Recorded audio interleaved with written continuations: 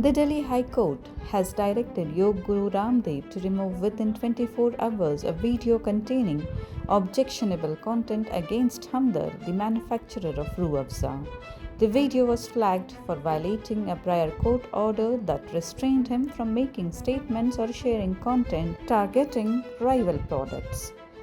The court observed that the new video, despite earlier restrictions, contains offensive references to Hamdard and its products.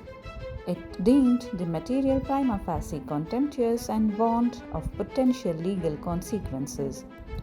Following this, Ramdev's legal team assured the court that the content would be taken down from all social media platforms and any other medium where it appeared.